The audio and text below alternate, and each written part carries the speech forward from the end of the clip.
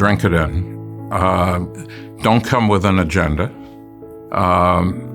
I felt like it was like the first time I ever went to the Museum of Natural History in New York when I was growing up.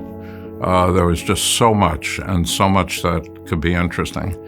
And just come and understand how things work. Because whatever you do after this, that knowledge will help you.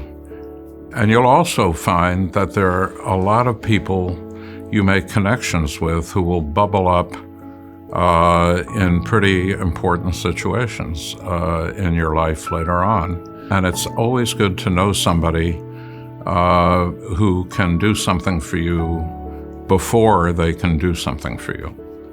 Because when they're in a position that they can do something for you, there are 100,000 people in line ahead of you trying to get to them. I really didn't know about the Health Policy Fellows program maybe until the year before I applied, and it seems that many people have said this that we've spoken with is kind of a hidden secret. Like it's a not well known program, but significantly impactful. A number of my mentors actually were fellows in the program previously. I didn't even know, right? So one of my college professors, Dick Levinson, who lives here in the DC area, he was a fellow. And he'd mentored me through public health school and undergrad.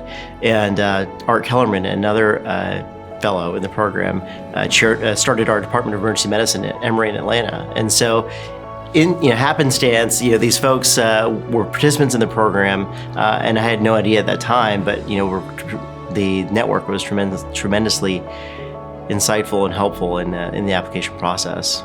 It is the best health policy program ever, and everyone knows.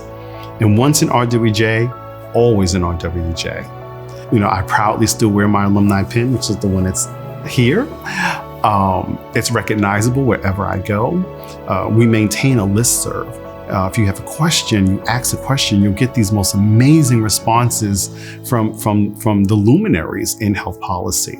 We have the most, I think, increasingly diverse health policy network in terms of representation of health specialties, in terms of representation of ethnicity, representation geographically, and we are a family.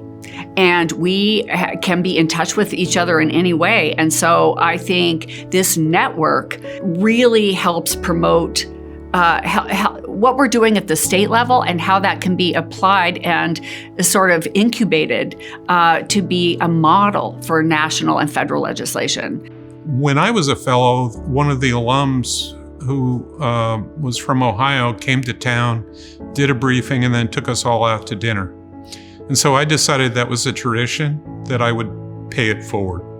So every year since then, I have, with the exception of the COVID year, I have taken the current set of fellows out to dinner. I've enjoyed wonderful relationships with the subsequent fellows that came after me. And that's one of the aspects of the fellowship that is understated, I think, that you really, and I'll use some inappropriate term, but it's sort of like a cult. Once you join, you can't get out. And that's a positive thing.